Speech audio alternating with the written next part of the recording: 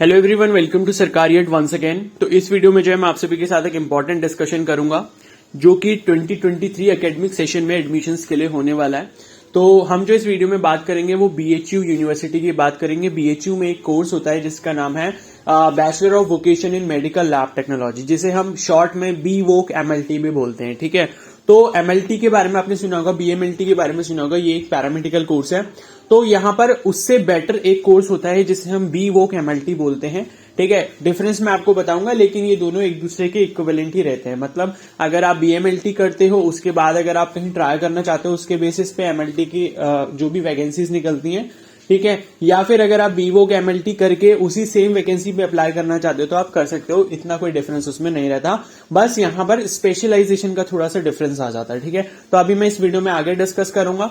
उससे पहले जो है मैं आप सभी से रिक्वेस्ट करता हूं कि आप जो है चैनल को जरूर सब्सक्राइब कर लें और बेल आइकन को प्रेस कर लें। फ्यूचर में ऐसे ही कोर्सेज के बारे में जो है मैं आपको इन्फॉर्मेशन प्रोवाइड करता रहूंगा।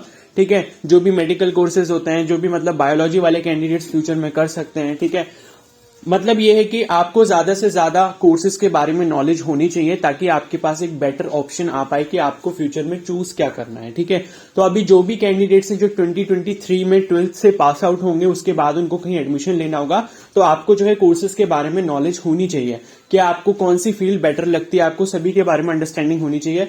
और कुछ ऐसे भी कैंडिडेट्स होंगे जिन्होंने अभी लास्ट ईयर अपने 12th किया या उससे पहले 12th किया और वो ड्रॉप ले रहे हैं कंटिन्यूसली।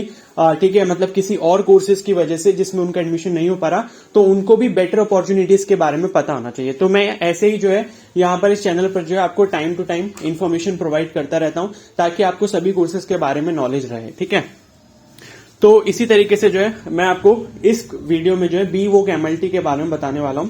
और कुछ कैंडिडेट्स ने जो मुझसे रिक्वेस्ट भी की थी कि इस कोर्स के ऊपर जो आप वीडियो बनाओ, तो 2022 में भी मैंने इन्फॉर्मेशन दी थी। मतलब 2022 में जो एडमिशन हुए, अब 2023 के हम लोग बात करें, मतलब नेक्स्ट ईयर की, तो अभी दिसंबर चल रहा है, ज्यादा टाइम है नहीं। तो इसके बारे में हम लोग कोर्स के बारे में पूरी बात करेंगे और इसका सिलेबस क्या रहता है, एग्जाम कैसे होता है, किस बेसिस पे आपका सिलेक्शन होगा, टोटल नंबर ऑफ सीट्स कितनी रहती हैं, ठीक है, टोटल ड्यूरेशन कितना रहता है कोर्स का, और क्या क्या फीचर्स हैं इसके, तो सभी हम लोग इस वीडियो में कंप्लीटली डिस्कस करने वाले हैं। तो आप सभी से रिक्वेस्ट है कि वीडियो को प्लीज एंड तक देखना। ठीक है, तो यहां पर जो है BHU का नाम आप सभी ने सुना होगा, बनारस हिंदू यूनिवर्सिटी। और अब ये जो है एक मतलब सेंट्रल यूनिवर्सिटी है, पहले से ही थी सेंट्रल यूनिवर्सिटी।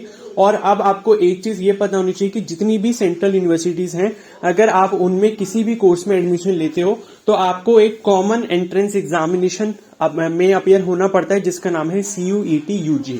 ठीक है, UG मतलब अंडर ग्रेजुएट कोर्स, जो कि आपके बैचलर्स कोर्सेज होते हैं, तो उसके लिए CUET UG देना पड़ता है। अगर आप PG में एडमिशन लेना चाहते हो पोस्ट ग्रेजुएट कोर्स में, जैसे MSc MA, ठीक है, तो इनके लिए जो आपको CUET PG देना पड़ता है। तो यहाँ पर BHU भी एक सेंट्रल यूनिवर्सिटी है, उसमें ये जो कोर्स है BVOC MLT का, ये क्या है, एक बैचलर्स कोर्स है। तो इसके लिए आपको कॉमन एंट्रेंस में अपियर होना पड़ता है, CUET UG जिसका नाम है। अब यहाँ पर ऑल इंडिया से कोई भी अप्लाई कर सकता है, कोई भी ऐसी बाउंडेशन नहीं है कि मतलब ये BHU जो है यूपी में है तो यूपी का कैंडिडेट ही अप्लाई कर सकता है, ऐसा कुछ भी नहीं है। ऑल इंडिया जितनी भी स्टेट्स हैं उसमें से कोई भी कैंडिडेट जो है, चाहे वो बॉय हो या गर्ल हो, दोनों ही इस कोर्स के लिए अप्लाई कर सकते हैं। तो ये जो है 2022 का जो है इंफॉर्मेशन बुलेटिन है, तो इसी के थ्रू हम जो है इंफॉर्मेशन को समझेंगे यहाँ पर। और इसमें थोड़े बहुत चेंजेस अभी फ्यूचर में आ सकते हैं जब नया इंफॉर्मेशन बुलेटिन आएगा, मतलब कि नंबर ऑफ सीट्स जो है वो इंक्रीज हो सकती हैं। ठीक है, ऐसा कुछ चेंज आ सकता है, तो उसके बारे में जो मैं आपको फ्यूचर में बता दूंगा। ठीक है, तो यहाँ पर जो हम उसी कोर्स पे डायरेक्टली चलते हैं। ठीक है, तो वो नीचे की तरफ है, ये आप देख सकते हो, लिखा हुआ है F पॉइंट पे bachelor of vocation in medical lab technology. तो पहले हम लोग डिफरेंस समझ लेते हैं कि जो सिंपल आपका BMLT होता है, यानी कि bachelor in medical lab technology, और bachelor of vocation in medical lab technology, इन दोनों में डिफरेंस क्या है। ठीक है, तो यहां पर जो है जो bachelor of vocation in medical lab technology है या BVOC MLT जो है, ये थोड़ा ज्यादा आपका स्किल बेस्ड कोर्स होता है। मतलब ये है कि इस कोर्स में आपकी प्रैक्टिकल नॉलेज जो है वो आपको ज्यादा दी जाती है इन कंपैरिजन टू BMLT जो आपका सिंपल BMLT होता है। ठीक है, मतलब इसमें ये है कि आपको जो प्रैक्टिकल नॉलेज है, मतलब आपको काम जो है कैसे करना है, टेस्टिंग कैसे करनी है, सैंपल को कैसे टेस्ट करना है, कैसे एनालाइज करना है, उसके बारे में आपको ज्यादा प्रैक्टिकली मतलब एक्सपेरिमेंट बेस पर सिखाया जाता है। और BMLT में क्या है, आपका थ्योरी का पोर्शन भी काफी ज्यादा होता है और आपका प्रैक्टिकल का भी होता है। मतलब practical in comparison to BVOC MLT BMLT में कम होता है।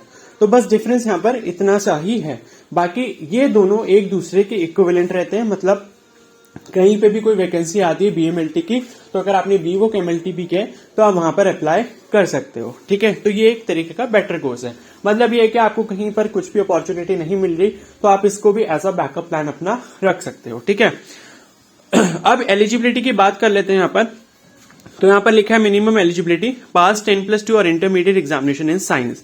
तो आपका जो क्लास 12 है वो साइंस से होना चाहिए, चाहे आपने पीसीबी यानी फिजिक्स केमिस्ट्री बायोलॉजी से किया हो, या आपने पीसीएम से यानी कि फिजिक्स केमिस्ट्री मैथ से किया हो, या फिर एक और स्ट्रीम होता है फिजिक्स केमिस्ट्री एग्रीकल्चर, तो अगर आपने उससे भी करा है तब भी आप इसके लिए एलिजिबल रहोगे। ठीक है, तो यहाँ पर ये इसकी इन्फॉर्मेशन दी है, और आपकी जो मैक्सिमम एज है वो 22 ईयर से ज्यादा नहीं होनी चाहिए, ये as per the previous rule है। अब आगे अगर फ्यूचर में चेंज होता है रूल तो वो नए इन्फॉर्मेशन बुलेटिन में उसकी इन्फॉर्मेशन आ जाएगी। ठीक है, तो 22 साल से ज्यादा आपकी एज यहाँ पर नहीं होनी चाहिए। ठीक है, उसके बाद यहाँ पर फीस की अगर हम बात करें तो फीस जो है वो 1981 रुपीज आपकी यूनिवर्सिटी फी है, 26,000 रुपए जो है आपकी सेमेस्टर की फीस है, और असेसमेंट फीस जो है वो आपकी 5,000 रुपीज जो कि आपको वन टाइम पे करनी पड़ेगी। यानी कि आप ये मान सकते हो कि आपकी एक सेमेस्टर की फीस लगभग जो है 30,000 रुपीज है, 5,000 रुपीज आपको इनिशियली एक बार सबमिट करने पड़ेंगे। तो 30,000 वो हो गई, और बाकी आपका थोड़ा बहुत एग्जामिनेशन फीस वगैरह ऐड कर सकते हो। मैक्स टू मैक्स जो है आपका 35 तक जाएगा वन सेमेस्टर की फीस यहाँ पर। और टोटल जो ड्यूरेशन है इस कोर्स की वो आपकी 6 सेमेस्टर्स है, यानी कि 3 इयर्स है।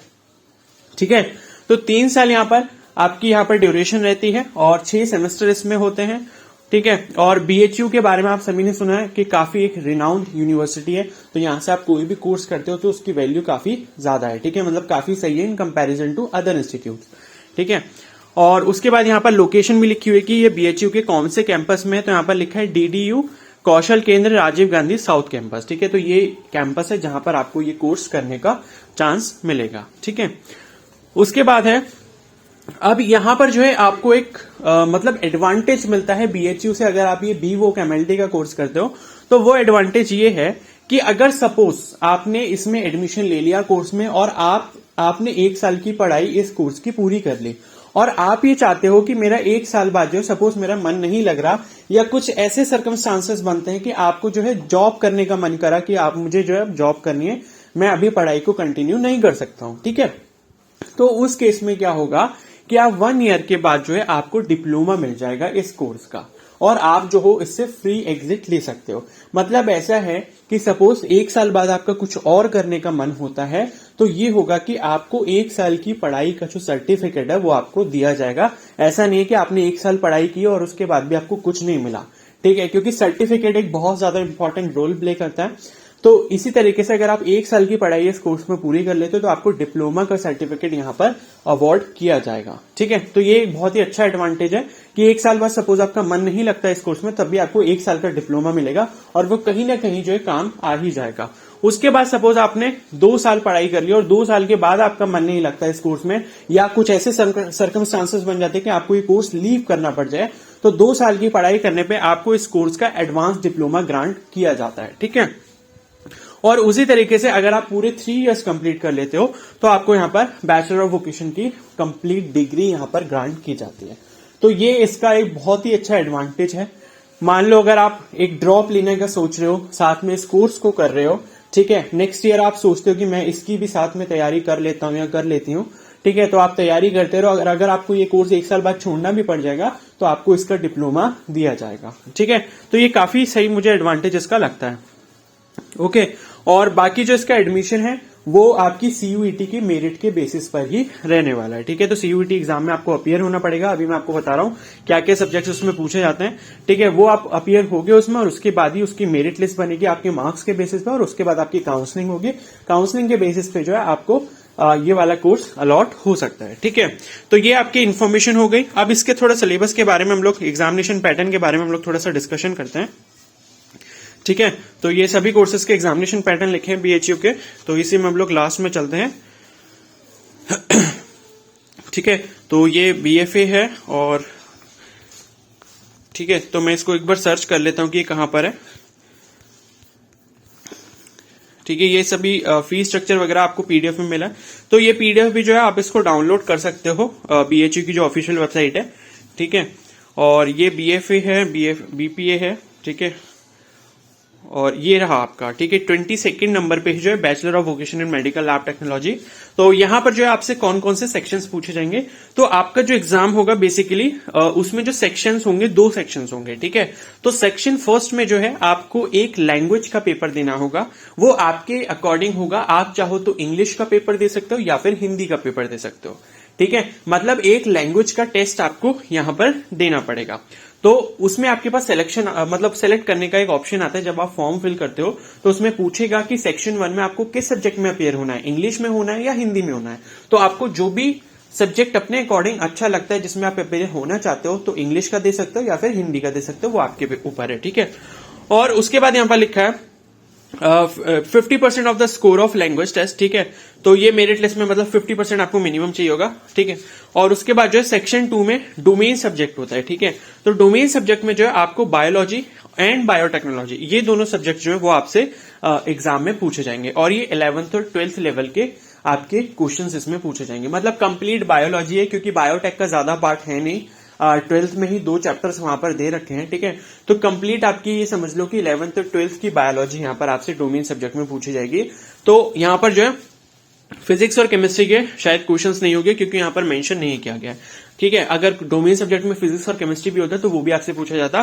तो यहां पर जो आपसे सिर्फ बायोलॉजी और बायोटेक्नोलॉजी के ही क्वेश्चंस पूछे जाएंगे। और एक आपका लैंग्वेज टेस्ट रहेगा जिसमें आपसे इंग्लिश या फिर हिंदी के क्वेश्चन जो है वो पूछे जाएंगे बेस्ड ऑन योर चॉइस जो आपने सिलेक्ट किया होगा, ठीक है। तो ये आपका जो है मतलब वो रहेगा, ठीक है। तो 50% of the score of language test plus score of domain specific test. तो मतलब ये है कि लैंग्वेज टेस्ट में जितने आपके मार्क्स आए होंगे उसका 50% लिया जाएगा, प्लस आपके डोमेन सब्जेक्ट में जितने आपके मार्क्स आएंगे उनको लिया जाएगा। दोनों को ऐड करके जो है आपकी फाइनल मेरिट में मतलब आपको रखा जाएगा, ठीक है। और यहाँ पर जो सेक्शन 3 जनरल टेस्ट लिखा है ये आपको नहीं देना है, ठीक है। ये कुछ अलग एग्जाम्स होते हैं उनमें देना होता है, लेकिन इस एग्जाम में आपको नहीं देना है। इस एग्जाम में आपको एक लैंग्वेज टेस्ट और साथ ही बायोलॉजी और बायोटेक्नोलॉजी के टेस्ट यहाँ पर देना है। तो ये कुछ आपका सिलेबस रहता है। फ्यूचर में इसका सिलेबस थोड़ा सा चेंज भी हो सकता है। वो बेसिकली ये हो सकता है कि ये लोग क्या करें कि फिजिक्स और केमिस्ट्री को भी डोमेन सब्जेक्ट में ऐड कर दें। तो बेसिकली यही है कि मतलब जो है आपको 11th और 12th जो है वो मतलब अच्छे से पढ़ना है। उसी का सिलेबस आपसे यहाँ पर फिजिक्स केमिस्ट्री बायोलॉजी का पूछा जा सकता है। अभी तो बायोलॉजी है, लेकिन फ्यूचर में फिजिक्स केमिस्ट्री भी शायद हो, क्या पता ऐड हो जाए, ठीक है। तो सिलेबस कुछ इतना खास नहीं, जो आप अपना 11th 12th में पढ़ोगे वही आपसे पूछा जाएगा। अब क्वेश्चन ये होगा कि जो बायोलॉजी के स्टूडेंट्स हैं उनको भी क्या बायोलॉजी पढ़नी पड़ेगी, बायोलॉजी का पेपर देना पड़ेगा।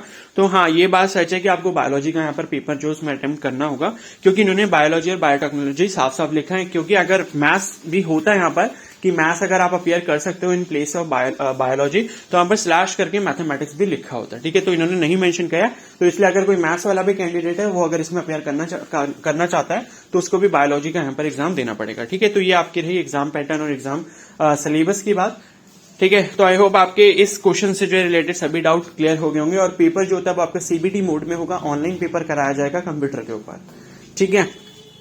और इसका फॉर्म वगैरह जब रिलीज होगा मैं आपको इन्फॉर्मेशन दे दूंगा। इसलिए आप सभी से रिक्वेस्ट है कि चैनल को जो जरूर सब्सक्राइब कर लें और बेल आइकन को प्रेस कर लें। और जो भी ऐसे बाकी कोर्सेज हैं उनके रिगार्डिंग मैं आपको इन्फॉर्मेशन प्रोवाइड करता रहूंगा, ठीक है। तो अगर ये वीडियो हेल्पफुल लगी तो प्लीज को जरूर लाइक कर देना, और कोई डाउट है तो मुझे कमेंट सेक्शन में जरूर बता सकते हो। Okay, so thank you and have a nice day.